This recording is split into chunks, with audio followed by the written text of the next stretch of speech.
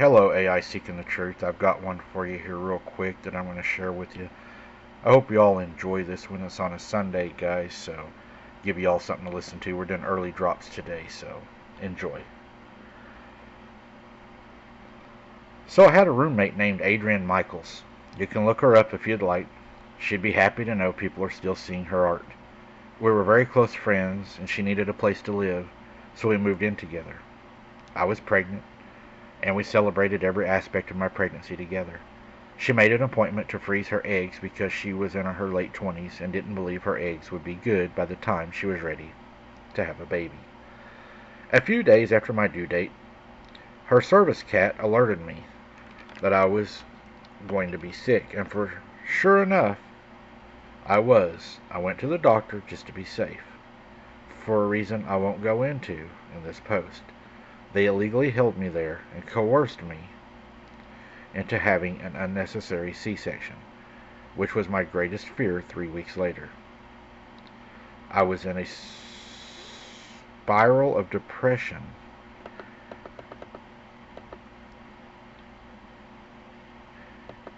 and was unable to do my usual tasks. I usually cooked, cleaned for her. She spiraled and had a lot of trouble and lost a lot of weight very quickly, and she quit exercising. Another thing I won't talk about in detail on this point, but she had a very bad day, and that's the night she died. So after that, we had to move. Our first day looking, we found a 2-bedroom house on the lake, $750 a month. Similar houses were going for about $1,400 plus at the time, so we felt extremely blessed.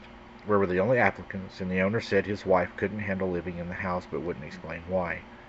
That should have been a red flag for us, but we were desperate, and this looked like a home beyond our wildest dreams, and definitely in our price range. We moved in, and within a few weeks the place started feeling unsafe. We felt like we were being watched. The place really obviously wasn't under surveillance, but it felt like a spiritual thing. I've always been kind of sensitive to spirits, and there was no exception. It started pretty benign, like feeling like I wasn't alone in the kitchen, the laundry room, and that was fine. We just figured maybe Adrienne was stopping by. I would talk to her sometimes and tell her I'd miss her. Not a good idea.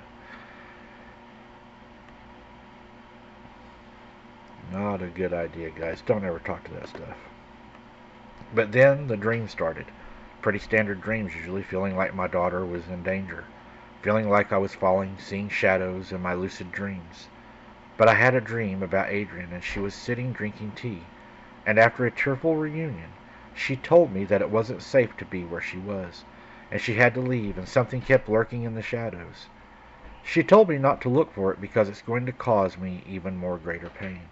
When I woke up, my baby was screaming in her crib, and there were really huge ants all over. She'd been bitten a few times. It was winter, and there were no ants in the house that we knew of.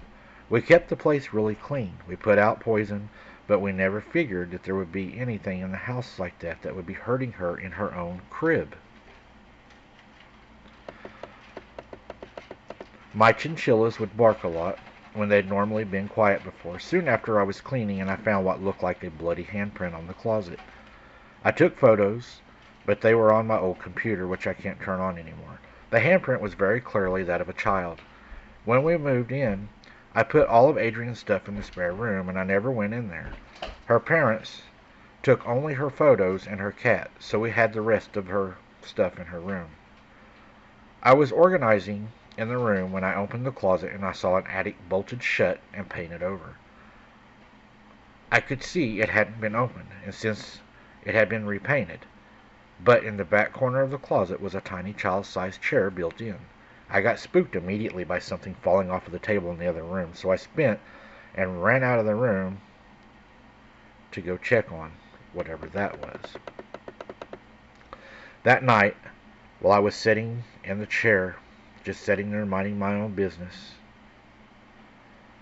my husband was in the bedroom changing the baby, and we were talking. The kitchen has a view into the laundry room, and I saw him in there, and he was talking to him. I went into the bedroom to put something away to find he was actually in there. I was extremely unsettled by this because I had never seen anything pretend to be someone that I loved. After this experience, I had my very religious mother go through with some of her church friends and bless the place. It still felt like I was being watched, but I was able to ignore it now, and by the time my baby started walking, things really started spiraling out of control. By the time my baby was walking, I would seldomly have the TV on, and my husband worked 12-hour shifts 5 days a week to keep up with the bills. My mom was over a lot, but I quit cleaning, and I can't remember a lot of it honestly. I felt immense guilt that my roommate had died because I couldn't be there for her, which rationally I know isn't correct, but I was really messed up during this time. A darkness had fell on me in this house. It was deep winter when I felt the extreme chill, like the doors were suddenly opened at once. My scented candle flickered and almost went out, but I couldn't move. I was holding my sleeping baby. Out of the corner of my eye I saw something crawling on the floor. It was large like a man, but the proportions were off, and its arms were way too long. It was crawling toward us, and everything in me was screaming not to look at it. I couldn't see. It was coming toward me, but the entryway was blocked. I saw the figure several more times in the house, standing in corners. As I would be walking through, I'd catch glimpses of it. It would just be standing there looking at me. Sometimes I would hear it whisper to me. I could never understand what it said, but then I started having really bad thoughts about my baby. I thought about flushing her down the toilet. I thought about drowning her in the bathroom. And I thought about throwing her in the creek out back. I don't know why. I loved her so much. But these feelings got so bad that I even told my mom she needed to take the baby.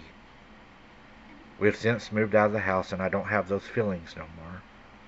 While we were leaving, I saw whatever it was in the second story standing in the window watching us leave with its long hair waving. I love my baby.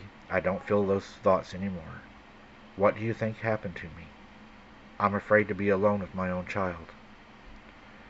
I think there was an evil entity in the house, a demon, and it was causing you to have those really bad thoughts. That's probably why they left and why you got such a great deal on the house. I'm glad you got out of there, and if you ever start feeling like that, rebuke it. Do what you did. Talk to your mom, somebody you can trust, and seek help. Always seek help. If you start to feel that way, seek help. I'm glad things are good for you now. There you go, guys. We need to pray for them that things get better. And I'm glad things are better, and we pray that they stay better. That is a really scary feeling. I'm sure she was terrified, and to see it waving at you when you left, wow.